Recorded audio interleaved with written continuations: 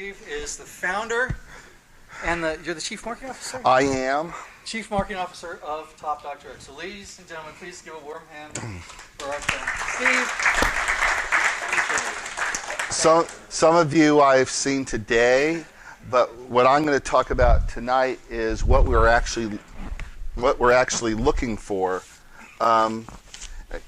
Just to give a background, obviously I'm in the direct response business and what have you, but I'm also a book author. And what that is, it makes me empathetic to what you guys are all about. It's a thing where you're trying to get through the eye of the needle with your pet project, and mine was called the 10-Day MBA. I wrote it after I graduated from business school at University of Virginia, and I submitted to 20 some odd publishers. I think of the 20, 3 actually responded with a rejection, some mimeographed rejection. The other ones just heard nothing from them. And that went on for about a year or so. And I just happened to be doing some volunteer work and at my business school, and a guy was giving a seminar on creativity. And I go, oh, this is great. And then he had a book that he had published about creativity. So after it was done, of course, I went down there, hey, I have this book. How did you get published? And he said, I didn't get it published. My agent did. So what are you supposed to do when somebody says that? Who's your agent? And I asked. He told me who the agent is. Then I asked that next important question. Can you give me his number? And he did. And so I called him up. I told him, the 10-Day MBA is like a Cliff Notes of a top 10 business school, accounting, finance, marketing, whatever. And he says, yeah, that sounds great. Then I gave that speech, ahead of myself. I called the agent, gave him that speech of what it was. He says, send me the manuscript. He got the manuscript. He called me 2 days later. I like it. It's very marketable. I'll see somebody this weekend in the Hamptons who is an editor at William Morrow. And then on Monday, we'll auction it off if he doesn't buy it. I don't know anything about the business. I trusted him. I did see, that he had published somebody that I knew. And he called me on Monday and said, we sold it. And that $30,000 paid off my loan for my MBA at UVA. Amazing, And I was like, wow.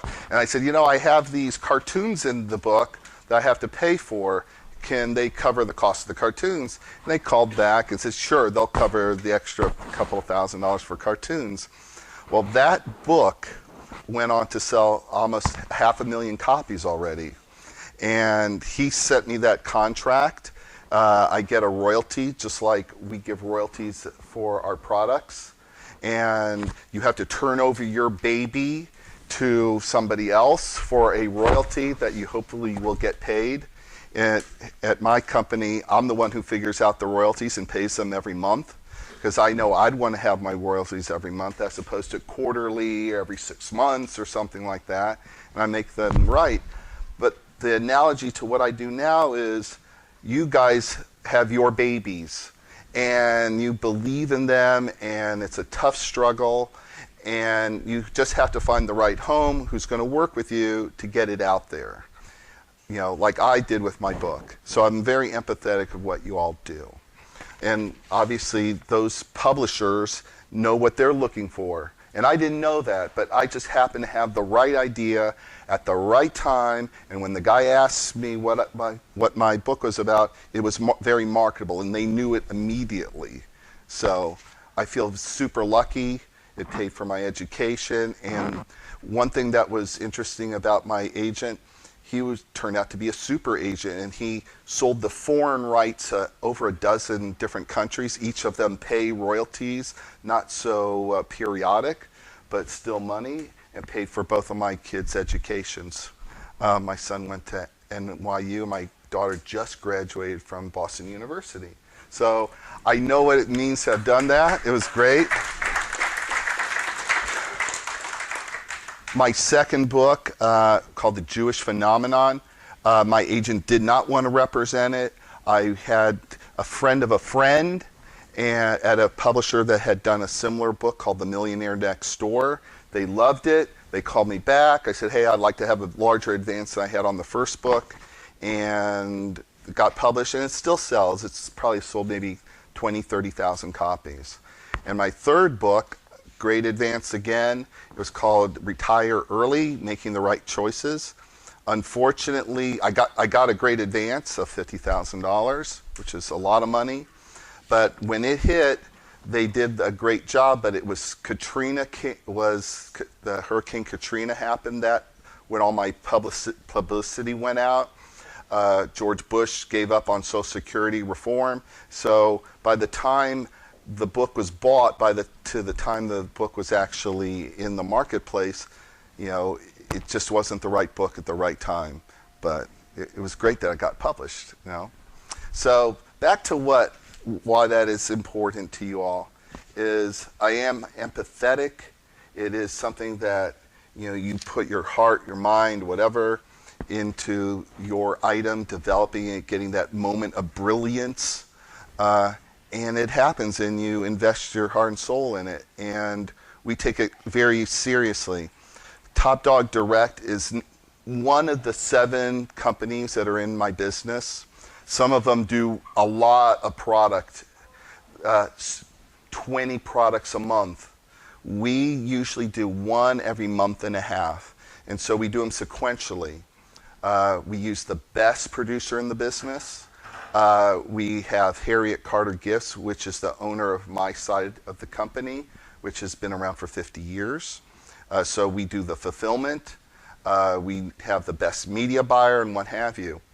What that means is when we do a project that we believe in and we sweat the details. It's not like one of many projects that they just work through. And if the project doesn't work, I feel really good that we did everything in our capabilities to make it work. And the inventor, we involve the inventor from the scripting to the manufacturing, prototyping and all that. So it's not just, hey, we've signed your product up and you have to send it off. No, we want the inventor, because the inventor knows the product best. They know why they developed it. And so we always want the inventor at the shoot. Something's not going well with the product or prototype or whatever. They're there. They know how it should perform and what have you. So that's a difference of our company. We really involve the inventor, and I think that makes a difference. There's, and even if the stars are aligned in the world and we do everything right, 1 out of 3 of our products work. 1 out of 4. I think our competitors, because they do so many, maybe 1 out of 10 now. And then people that are peripherally in the business, maybe 1 out of 40. So when we invest well over $100,000 to produce a commercial, test the commercial, invest in the prototyping and all that stuff, we make a commitment to it, and we want it to work just as badly as you do. And there was a question today about royalties. No, if it makes so much money that the royalty is too big cumulatively, we don't cut it off, because that means we're making money. That's not something that we would ever do. And one of you all had asked that. Yeah, you asked that today. Yeah, that wouldn't happen. Like for the 10-day MBA, I've been collecting royalties for 25 years, and it's been a beautiful thing. But on to, if there's ever a question, you can ask me anything you like. What we're looking for is a unicorn for television. It's a special product that works on television. Because imagine the commercial. When you watch a TV commercial, we have to catch your attention. So awareness, interest. Boy, I really am interested in what is going on here. I really want it, and I have to take your money. So I have to actually generate a sale. It's unlike any other advertising out there. It has to be compelling. And there's usually not a formula, but there's a usual sequence that happens in a commercial. 1, there's a problem. I have a problem with a dog urinating on my carpet and staining it. Second, there's a solution. Then they introduce the product. Third, the secret is, in this case, there's enzymes that eat the urine. And the next one is the solution and benefits. It also, we have a demonstration where the black light is used to identify the stain. So that's visual. Remember, TV is a visual medium. There's testimonials. Then there's the solutions and the benefits. Sometimes there's ancillary benefits, like it can be used for people stains, it can be used for blood and vomit and all this other stuff. And then we present the product. Hey, it's $19.99. If you call right now, you'll get this black light, and that's called the call to action. Most 99% of commercials follow that formula, so to speak. And the reason is it has to get from, hey, I'm watching television, to, hey, wow, this is something I might be actually interested in. It has to be sometimes hokey. It does definitely needs to look different than normal commercials, because it's saying, hey, I'm selling you, get in your buying mode. And our customer, which I would call very impulsive, very optimistic, because if they have a problem, they're thinking, hey, this company who I don't know may be able to solve my problem. So if you're a skeptic or you're a negative person, you're not buying off of television, because you have 1,000 different reasons in your head not to buy. But if you're an optimist and you're impulsive, those people buy off of television. Half of them will call the 800 number. Half of them will go to the website. Depending on the product, sometimes it's 70% to the web now, and 30% will to answer the phone. But the only way we can actually track orders is through the 800 number, because the website itself, you don't know which commercial that ran on ESPN at 2 o'clock generated what orders. But when they call the 800 number, each of the commercials has an 800 number. So you're able to at least peripherally understand which spot is working and which ones don't. It's a... Did I understand correctly? Yes. The whole beginning of it, you said, point out the pain. What is the problem? What is number one problem? I mean, you've been in my office and recognize those words. And then I'm going to get into it, like the reasons why, what we're actually looking. It not only has to be a problem, it has to be an important problem to the person who has it. Is your dog urinating on your carpet? Important problem. Do you have skin tags? Important problem. Do you have an issue with sleeping? Do you have night vision issues when driving? Important problems. Do you have sciatica, like the active brace? These are important problems for the people that have them. We've had a lot of success with personal care products, that type of thing, and those issues for like Nerve Pain Away, which is a current product of ours, or Tag Away, or Be Active with sciatica. The people that have those issues really have it, and they find it, you know, the products do work. And every one of our products has to be tested to get into Walmart. You have to have testing, and so it's not just a product that may happen possibly to work, or maybe a little flim-flam. No, it has to actually work and be tested. The other difference now, this is kind of annoying there. No, but that light is in my eyes. The other thing that's important is that TV medium, we hope to break even on the TV commercial, because the money that is made is at retail. So for every one I will sell on television and through the internet off of advertising, I'll sell 7 to 15 times that many at retail. So in the old days, you can make money off the sales off of television, but fewer and fewer people are watching television, but the media rates are not going down commensurate with the smaller audience. So, and if you had met Jackie today, she doesn't watch any television. I really don't watch all that much television. And so this whole younger generation are watching Hulu, Netflix, watching on demand. Our commercials don't even reach those people anymore. So some of our later successes based off personal care and issues to a more mature audience, it's kind of fit with that trend. One of the biggest stations is Fox News. They're one of the largest audiences, but it's an expensive spot, and you reach a lot of people, and that would be one of our successful spots, would be there. And then we also on Hallmark and whatever, all the different cable networks. We only use national cable to reach customers. If you're buying local, the cost per thousand or what have you when you're buying local media is much too high. So you have to buy the media nationally. And because it's direct response, if Chrysler is paying, say, $100, we're buying direct response media, we're paying 30 cents. We're paying $30 for that spot. But I don't know if when we're bidding for the spots, how much will clear. So if you need to clear $100,000 in a given week, they may have to place bids for $300,000. So when I get in on Monday morning, it's like, how much did we actually clear this week? And what was our results? Because it's very uncertain, because we're bidding for that cheap time. And that's what makes the whole thing work, is getting this time, getting the exposure, and then with that success and that exposure, that we take it to retail, the major mass markets, as seen on TV.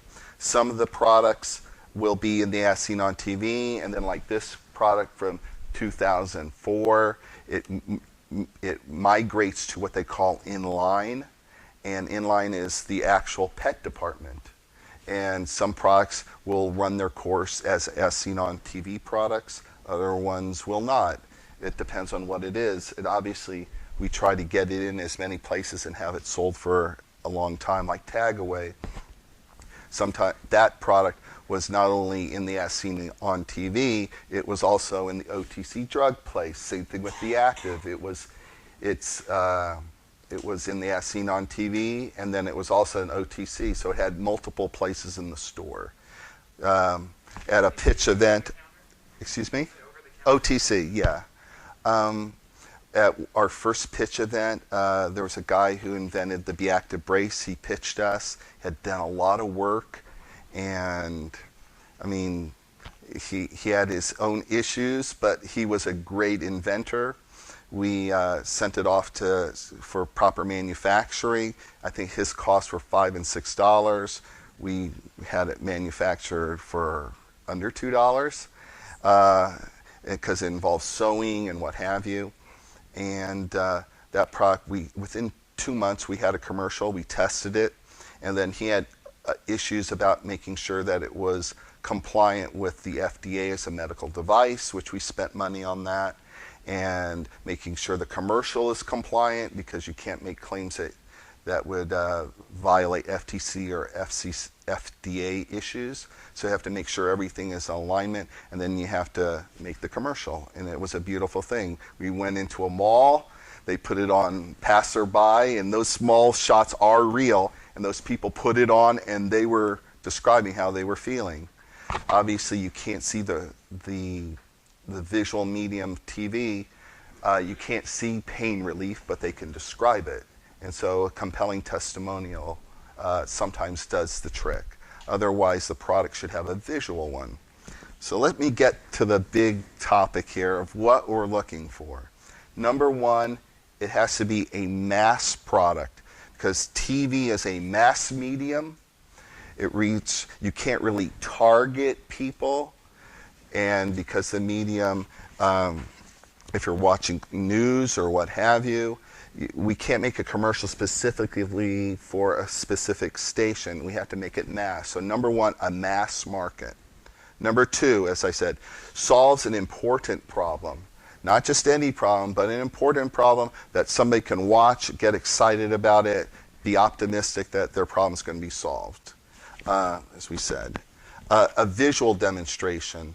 Like when the black light is shown on a urine gone on a stain and you spray urine gone on it, under the black light the stain goes away because then you know where the stain was. You saturate it and then the enzymes go to eat it up. Or with the night view glasses, you put them on, you can see the difference between wearing them at night and not. The glare goes away and it's cool. Number 4, those people that buy from television are impulsive and what have you. So when they get something, they want it to work quickly. That's important. Works quickly and there's an instant transformation. So when you're spraying urine gone, it works. You put the glasses on, it works.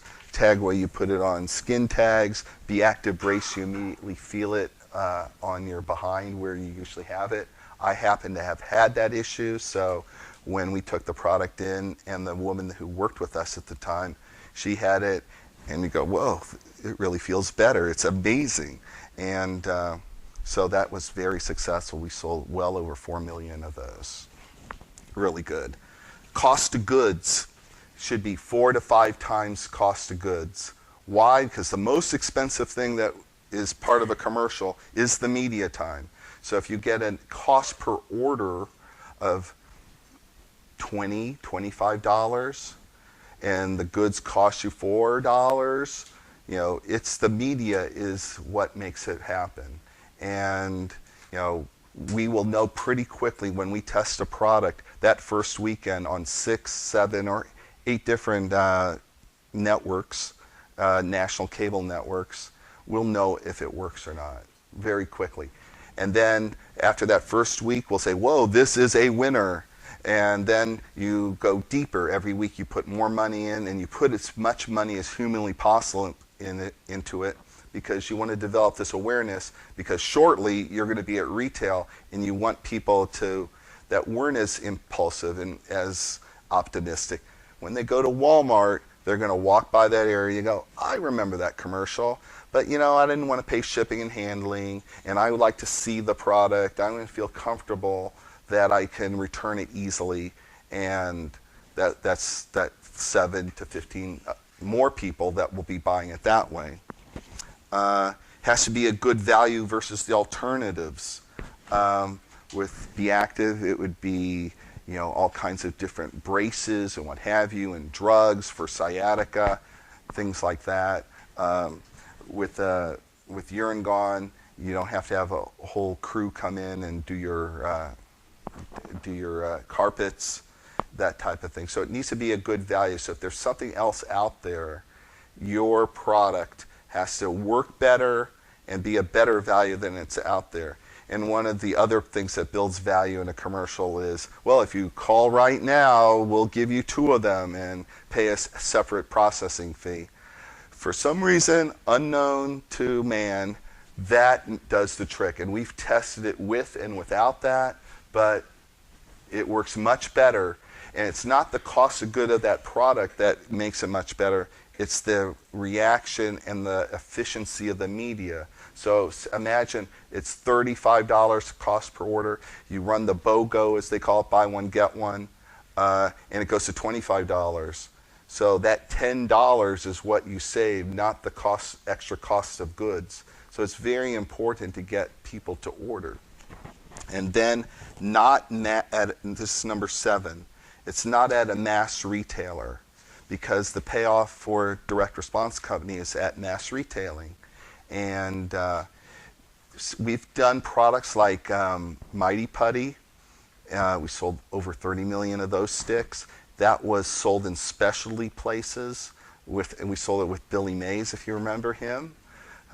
Each of those sticks were sold for $6, $7, $10 a piece. They were available at hardware stores. We hooked up with the manufacturer of all those and private labeled it with them and called it Mighty Putty. And instead of obviously selling one, we sold 6 sticks for $19.99, which was a big deal, and it was very successful. The product worked very well.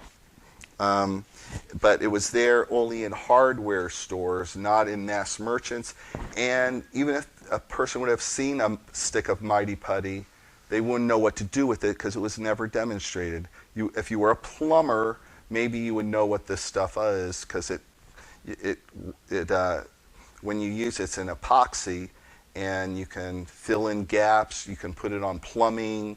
You can, do things underwater. You can fix all kinds of different things with it, but you have to demonstrate it. And that's why there are a lot of products out there that might become TV products that just haven't been demonstrated, might be out in the market, and could be good TV items. We did Mighty Mend It. We wanted to do it followed up after Mighty Putty, which is for hard surfaces. Mighty Mend It is for cloth, soft surfaces. We said, well, who makes the best adhesive glue for fabric? And we found it. It's in Mount Vernon. They private label it. They sell it. They private label it, and they sell it under another name at craft and hobby stores, Michael's, and what's the other one? Hobby Lobby. And they've been selling it for 30 some odd years. And within the first, 6 months of us selling, we sold more of that stuff than they had sold, in years, quite honestly. And they were great people, and they had to gear up. Fortunately, they had the ability to make the product in large quantities, and we bought it from them from Mount Vernon, New York. If it's an item that's a bottle that has to be filled with liquid, it's made in the United States for sure. Cosmetics, definitely make it in the United States. If it's something that's labor intensive, then it usually has to be made overseas. And then getting back to the not available at mass retailers, what we did with that particular company, they continued to sell it at mass retailers under their name. They also sold Mighty Mend It at Hobby Lobby and all those places under our name, and they paid us a reverse royalty. The guy who invented the Be Active brace wanted to sell it to chiropractors. We're fine. So there's an ability to cut out a channel of trade as long as it's not the mass retailers, because that's where our business is. I don't have a blackboard, but I can kind of go through the economics of TV.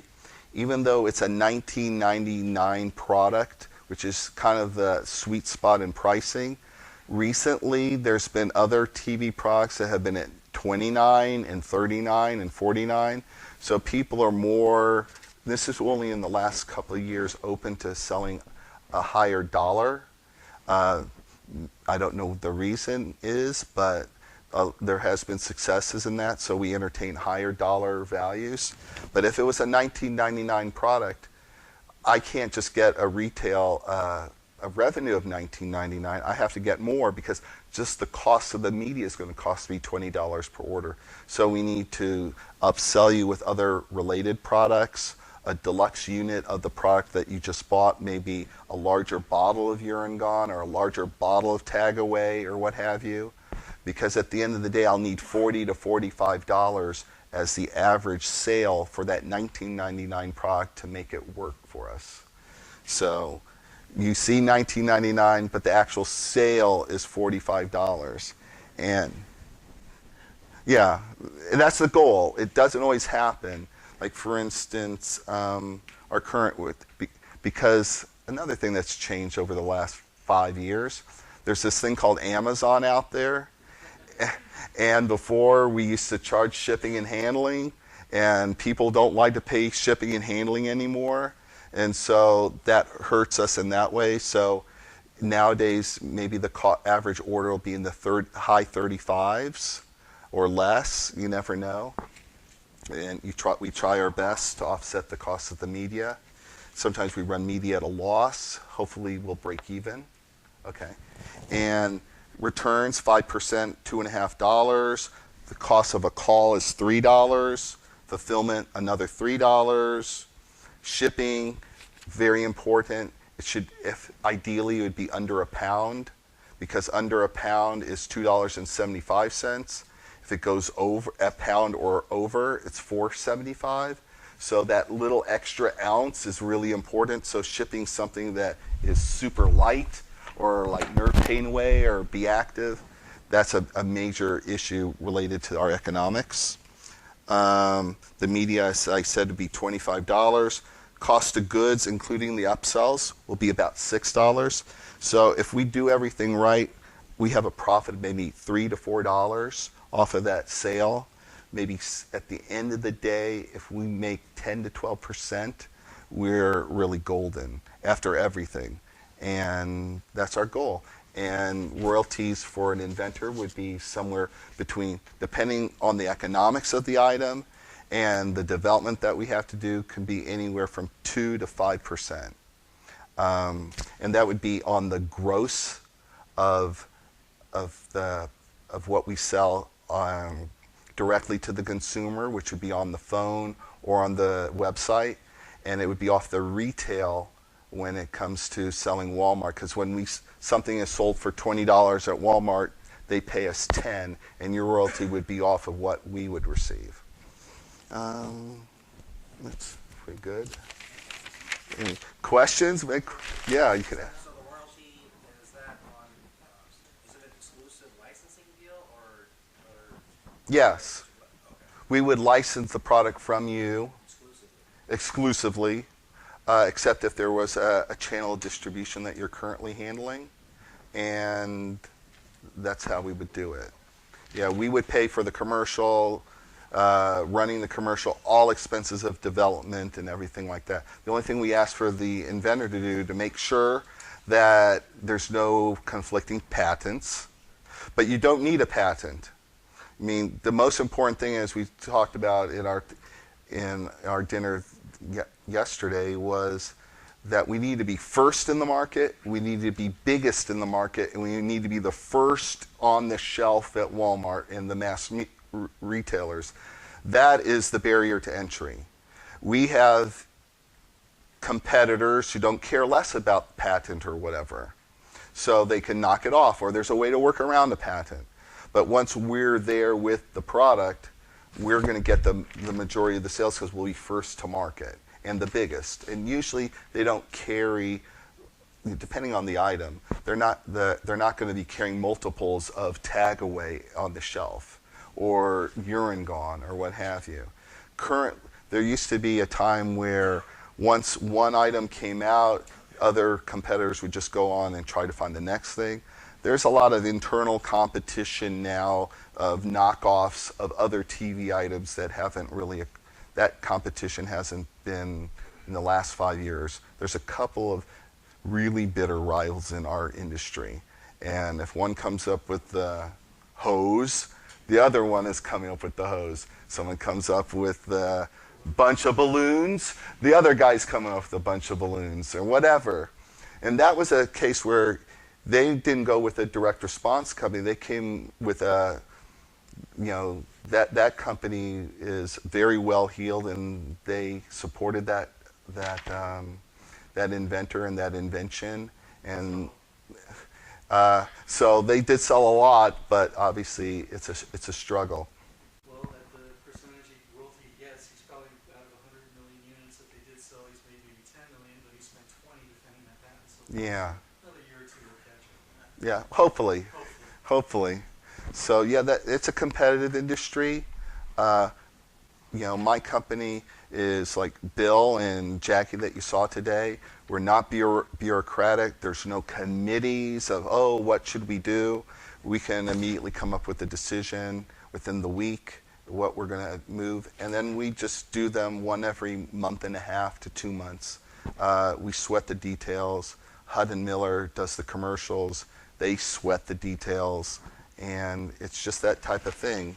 It's a small industry as far as people, but just like my agent that sold my 10-day MBA, it's a small industry of people, but they have large sales, and so that's kind of where we're at.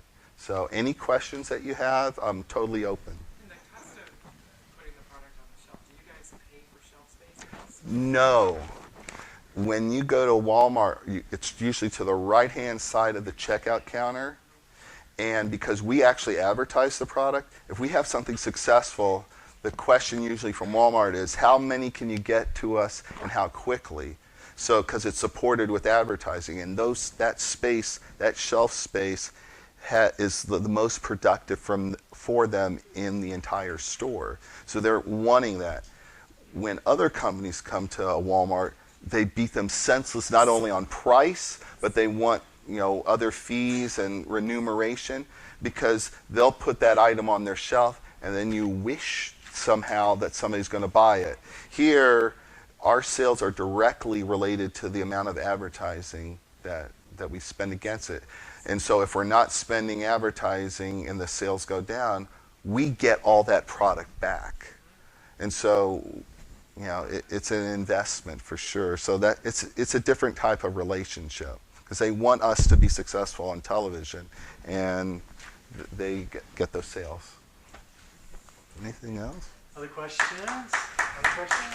Thank you. All right, folks. Okay. Good job.